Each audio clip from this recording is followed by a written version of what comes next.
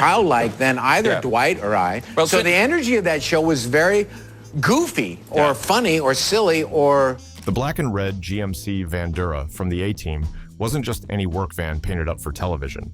This iconic vehicle hid secrets that would shock even the most devoted fans of the 1980s action series.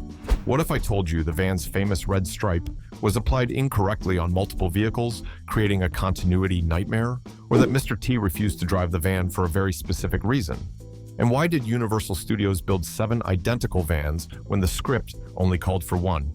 These are 20 weird facts about B.A. Baracus' dream machine that will completely change how you see this television legend. Number 20. The 7 Van Army. Universal Studios didn't just build one GMC Vandura for the A-Team. They constructed 7 identical vans before filming even began. This wasn't standard practice for television productions in 1983. Most shows made do with a hero vehicle and maybe one backup. But producer Stephen J. Cannell insisted on having multiple vans ready at all times. The reason was simple but expensive. The show's format demanded constant action sequences, explosions, and stunts that would destroy vehicles quickly. Each van cost approximately $15,000 to build and customize, meaning Universal invested over $100,000 just in Vanduras before shooting a single frame. 3 vans were designated as hero vehicles for close-ups and dialogue scenes. 2 were stunt vans built with reinforced frames and roll cages hidden inside the body panels. 1 served as a parts donor, constantly being cannibalized to keep the others running. The 7th van was the camera truck, modified with removable panels and mounting points for film equipment. During the first season alone, they completely destroyed 2 vans and heavily damaged 3 others. The production schedule was brutal, filming 5 days a week with multiple units running simultaneously. Having 7 vans meant they could keep shooting even when several were in the shop getting repaired. Watch closely during Season 1 episodes, and you'll spot subtle differences between vans. Different wheel covers, slightly varied pinstriping, even different mirrors appear throughout episodes. The continuity department tried their best, but matching 7 vehicles perfectly was impossible. Number 19. The rental van origin story. Here's something that drives a Team Superfans crazy. The original Hero van wasn't built from scratch by a custom shop. It started life as a rental van from a Los Angeles budget location. Transportation coordinator Bill Orr needed a GMC Vandura quickly for the pilot episode. Custom building would take months they didn't have.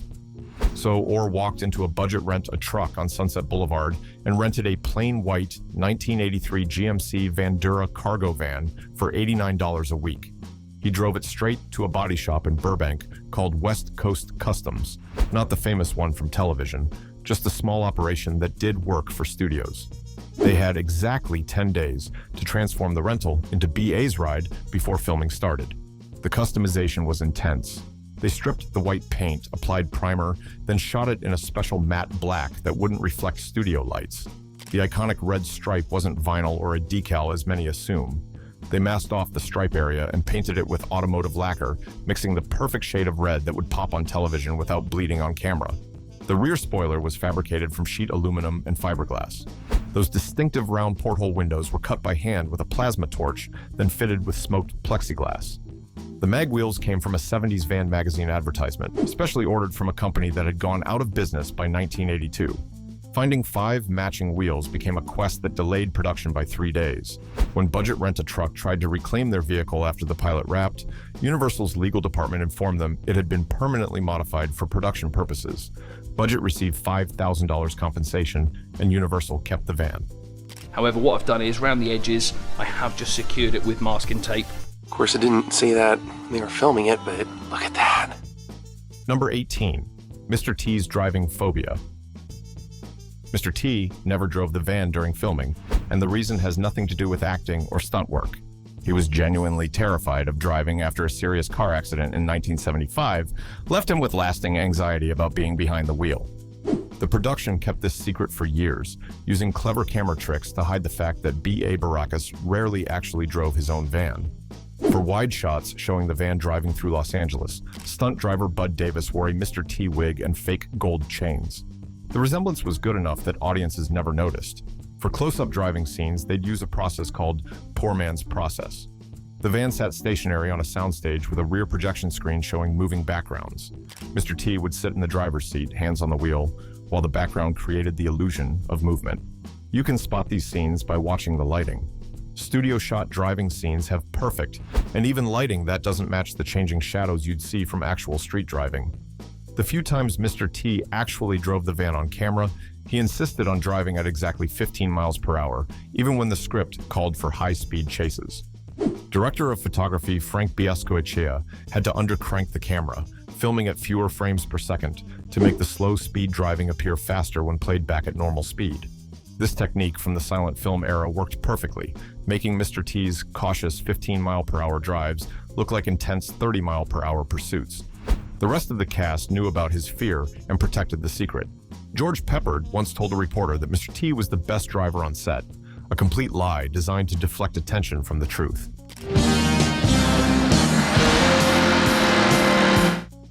Number 17, the stripe placement disaster. That famous red stripe running along the van's side wasn't consistent across all 7 vehicles.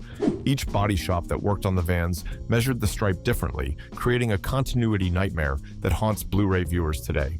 The stripe on Hero Van number 1 sat exactly 11 inches from the bottom rocker panel. Hero Van number 2 had its stripe 12.5 inches up. The stunt vans varied even more wildly, with one sitting 14 inches high. Nobody noticed during the original broadcast on small tube televisions, but modern high-definition transfers made the differences painfully obvious.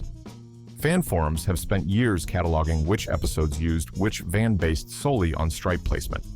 The worst offender was the stunt van used in Season 3. Its stripe was applied by a rush job shop in Mexico during location filming. They eyeballed the measurement and got it completely wrong, placing it 15 inches up and making it nearly 2 inches wider than specification. Episodes featuring this van stand out like a sore thumb to dedicated fans. Universal's continuity supervisor discovered the problem mid-season 2, but couldn't halt production to fix 7 vans. The decision was made to just keep shooting and hope audiences wouldn't notice. It was sent to prison by a military court for a crime they didn't commit. Number 16, the fake mag wheel shortage. Those distinctive 5-spoke mag wheels weren't actual magnesium alloys. They were cheap aluminum copies that looked like expensive magazines on camera.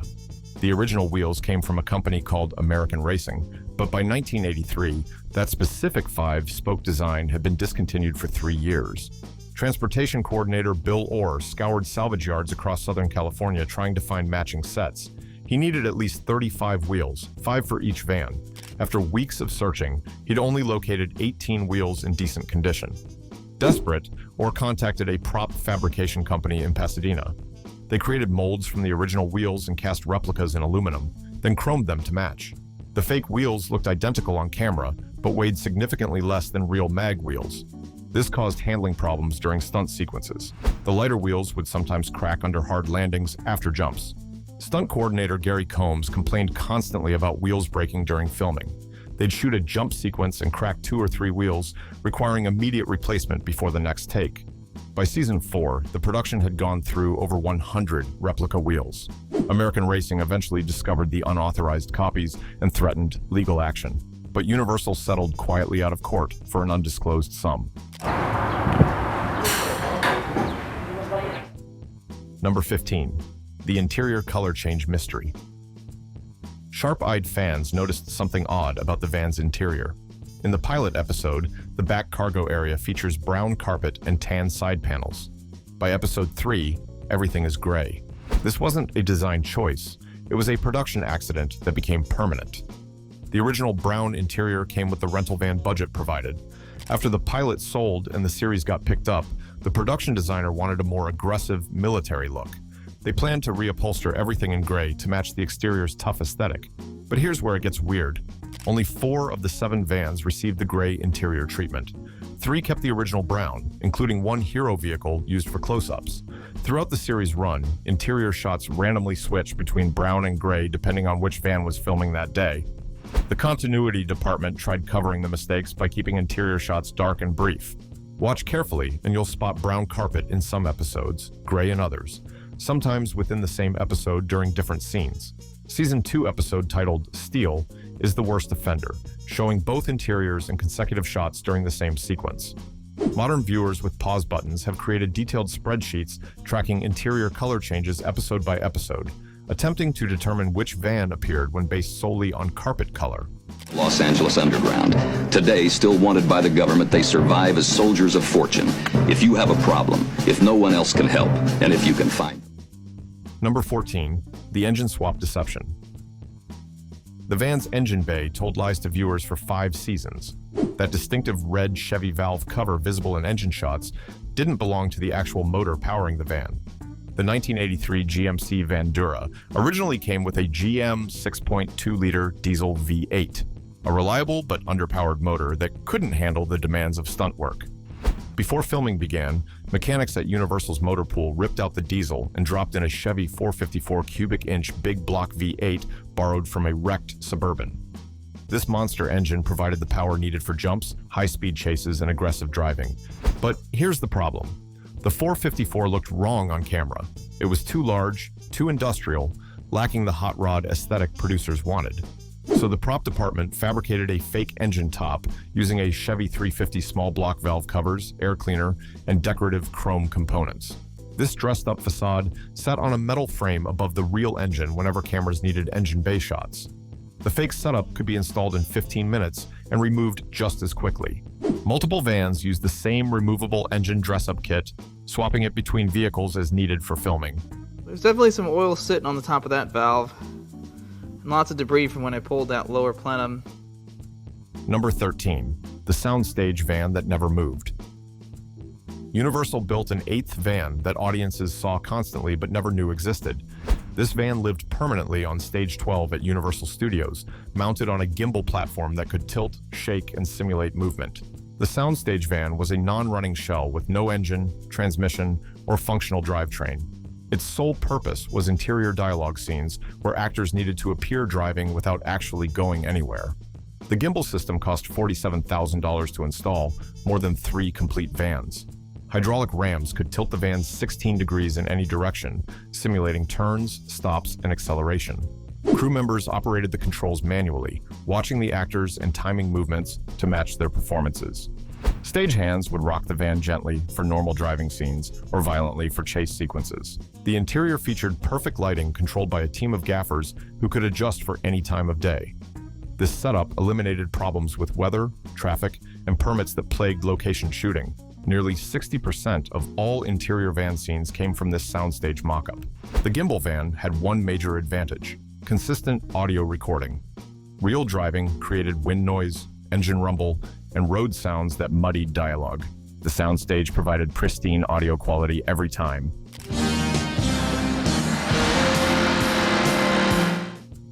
Number 12, the spoiler engineering nightmare. That rear spoiler wasn't just cosmetic, it created serious aerodynamic problems at highway speeds. The design looked aggressive and matched the van's tough aesthetic perfectly, but engineers never tested it in a wind tunnel. During the first high-speed chase filmed on California Interstate 5, the van became nearly uncontrollable above 60 miles per hour. The spoiler generated significant lift at the rear, making the back end float and reducing traction. Stunt driver Gary Davis reported the steering felt dangerously light during highway sequences. After that near disaster, Universal hired an aerodynamics consultant from Lockheed who'd worked on aircraft design. His analysis revealed the spoiler's angle was completely wrong, creating lift instead of downforce. The solution was expensive: redesign and fabricate new spoilers for all 7 vans. The replacement spoilers had a different angle, barely noticeable to viewers, but crucial for safety. They also added small vertical fins on each end that disrupted airflow and prevented lift. The modifications cost $12,000, but made the vans controllable at speed. Episodes filmed before the spoiler fix show noticeably skittish handling during highway scenes compared to later seasons.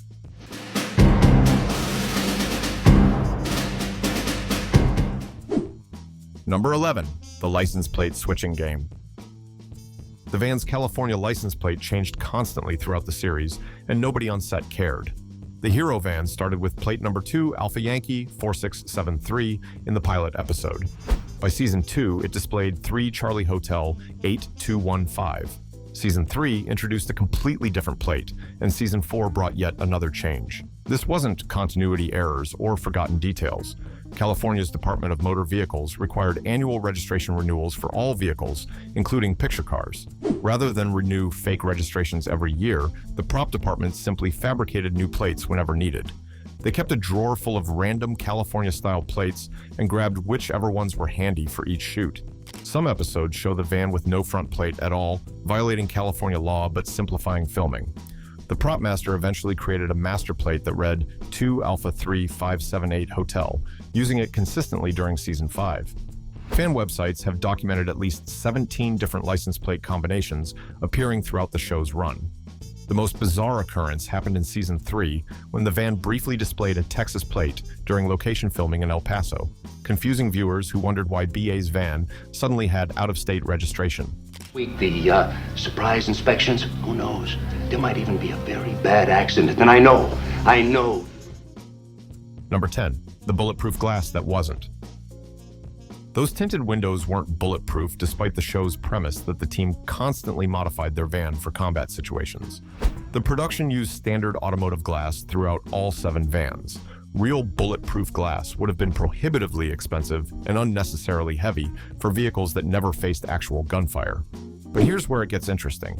The prop department created the illusion of bulletproof protection using clever tricks. Whenever scripts called for bullets hitting the van's windows, special effects coordinator Joe Lombardi pre-scored the glass with a diamond cutter, creating weak points invisible to cameras. Small explosive squibs attached to the interior side would detonate on cue, shattering the pre-weakened glass in controlled patterns that looked like bullet impacts. The technique worked perfectly, but meant replacing windows constantly. Universal's prop department kept a warehouse full of replacement glass panels.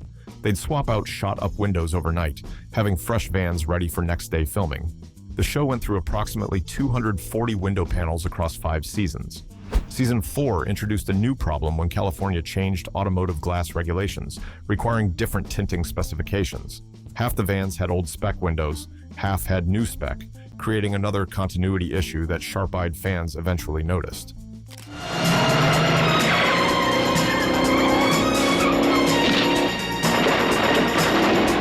Maybe something in between.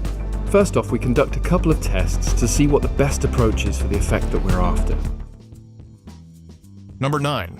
The roof rack structural failure. That iconic roof rack mounting system was an engineering disaster waiting to happen.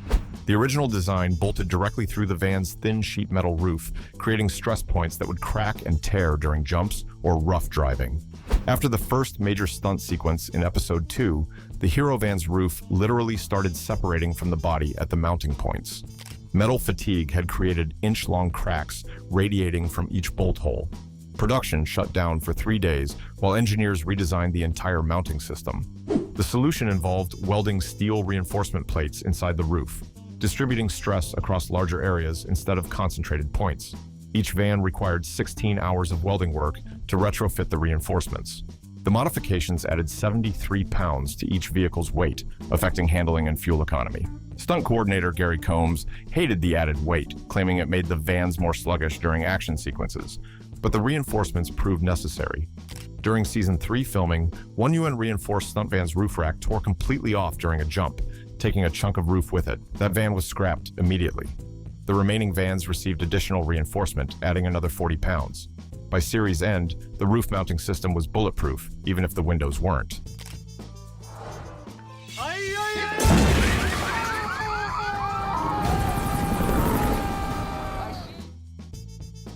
Number 8. The paint code mystery. That matte black finish wasn't a standard automotive color. Universal's paint shop mixed a custom formula specifically for the vans, but nobody documented the exact recipe. When touch-ups were needed, painters had to eyeball the mixture, creating subtle variations across vehicles. The original formula used a flatting agent that reduced gloss to nearly zero, perfect for preventing camera glare. But the matte finish was impossible to clean. Water spots, fingerprints, and dirt showed immediately. Between takes, crew members constantly wiped down the vans with special microfiber cloths. By Season 3, frustrated painters switched to a semi-gloss black that was easier to maintain, but looked slightly different on camera. Episodes from different seasons show noticeably different paint sheens when viewed back to back.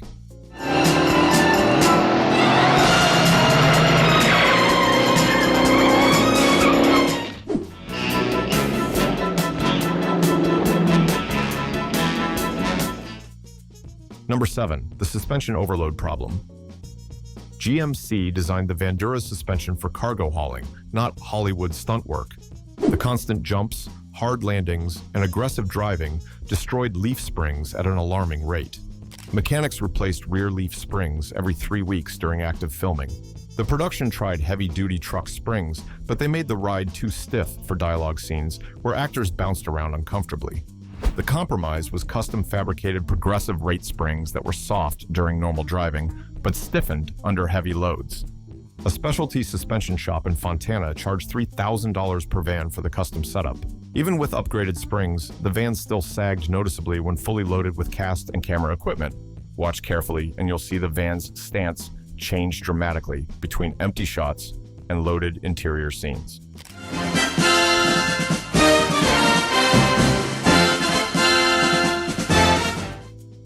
Number 6. The steering wheel swap. The original GMC steering wheel was replaced in all vans with an aftermarket Grant GT sports wheel. This wasn't for aesthetics, but necessity. The stock wheel was too large for the aggressive driving stunts required. Stunt drivers complained they couldn't execute quick maneuvers with the factory wheel's wide diameter. The Grant wheel was 2 inches smaller, allowing faster hand-over-hand steering during chase scenes. But the swap created problems. The Grant wheel's horn button didn't work with GMC's wiring. Rather than rewire 7 vans, they simply disconnected the horns. Throughout the series, you never hear the van's horn because it literally didn't work. Sound editors added horn effects in post-production whenever scripts called for it. The smaller wheel also sat closer to the driver, making Mr. T uncomfortable during his limited actual driving scenes. Of course, I didn't see that when they were filming it, but look at that. Oh man, I was such a huge fan of this show. Number 5. The Porthole window lawsuit.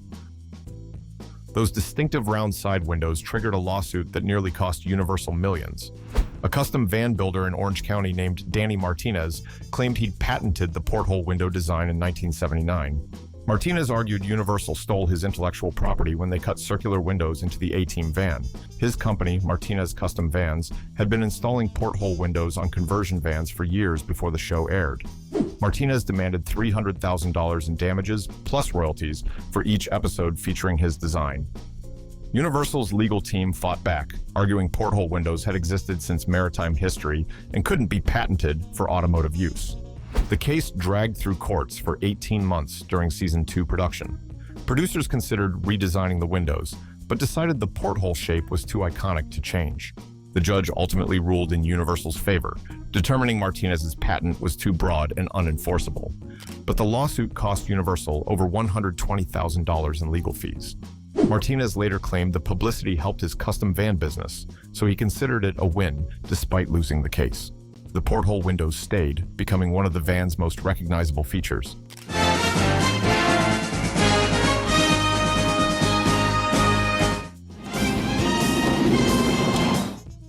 Number 4. The fake welding modifications. Inside the van, welding equipment and tool racks suggested BA constantly modified his vehicle. None of it was real. The welding tanks were empty aluminum shells. The torches were props that couldn't produce flame. The elaborate tool wall featured real tools, but they were permanently mounted with hidden screws and couldn't be removed. This created problems when scripts called for the team to actually use tools from the van. Prop master John Zabrocki kept a separate set of functional tools stored in boxes under the bench seats. During scenes requiring actual tool use, actors would grab props from the wall, then swap them off camera for working versions. The fake welding setup looked incredible on camera, but weighed almost nothing.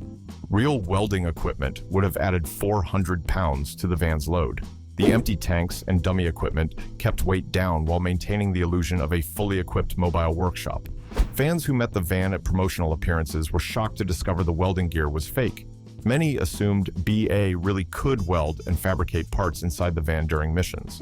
The illusion was so convincing that welding equipment manufacturers offered sponsorship deals, wanting their brands featured on the dummy tanks.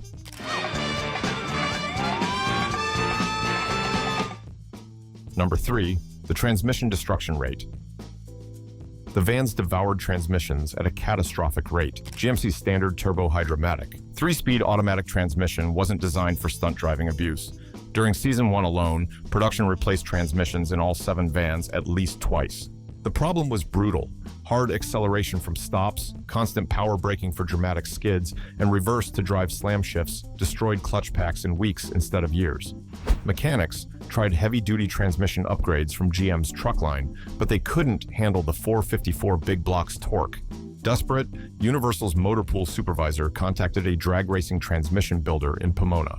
This specialist built custom transmissions using Turbo 400 internals in Turbo 350 cases, creating hybrid units that could survive the abuse. Each custom transmission cost $4,000 and required 2 weeks to build. By season 3, all surviving vans had received the racing spec transmissions. The upgrades worked, but created new problems. The beefed-up transmissions shifted harder and made more noise, requiring sound editors to remove transmission whine in post-production. They also reduced fuel economy from 11 miles per gallon to just 8, forcing more frequent refueling during location shoots. Now let me tell you this, once and for all. No sale and no threats. If anything happens to any kids around here, I'm gonna... Hopster!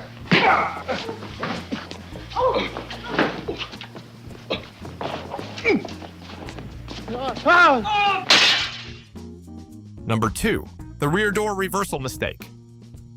The van's rear doors opened the wrong way for Hollywood filming, creating constant problems. Factory GMC Vanduras had doors that swung outward with the right door opening first. This configuration blocked cameras during action scenes where the team needed to exit dramatically from the back. After the pilot episode, director Rod Holcomb demanded the doors be reversed. Universal's fabrication shop removed both doors, flipped the hinges, and reinstalled them to swing the opposite direction. This modification cost $8,000 per van and took 3 days each to complete. But reversing the doors created structural problems. The door latches now fought against their original design, causing frequent failures. Doors would pop open during driving scenes, requiring additional safety cables installed inside. The reverse doors also leaked water badly during rain sequences. Rubber seals designed for the original configuration no longer fit properly. Crew members stuffed towels around door edges between takes during wet weather filming. By season 4, 2 vans had their doors converted back to factory configuration because the problems outweighed the camera benefits. This created another continuity issue where doors opened different directions depending on which van was filming. New record, coast to coast in 38 hours. Number 1, the $1 million van that disappeared. Here's the craziest part of the entire A-Team van story. The original Hero van from the pilot episode vanished completely after filming Wrapped in 1987. Universal's property department had no record of what happened to it. The van simply disappeared from their inventory logs. For 20 years, collectors searched desperately for the original van. Rumors placed it everywhere from a junkyard in Mexico to a private collection in Saudi Arabia. In 2007, a demolition crew in Riverside, California discovered a black GMC Vandura buried under debris at an abandoned warehouse. The van had been stripped of its red stripe, wheels, and interior, but the VIN number matched Universal's records for Hero Van number 1. Someone had apparently stolen it decades earlier, stripped the valuable parts, and abandoned the shell. A collector purchased the remains for $12,000 and spent 6 years restoring it using period-correct parts and original photographs. The restored van debuted at Comic-Con 2013, authenticated by original cast and crew members. It now tours car shows and conventions, insured for $1.2 million. The mystery of how it disappeared and who abandoned it remains unsolved. There you have it, 20 weird facts about BA's GMC Vandura that even hardcore A-Team fans never knew. Which fact shocked you most? Share your thoughts in the comments below. Don't forget to like and subscribe for more classic television secrets. Until next time, keep those vans running, and we'll see you in the next video.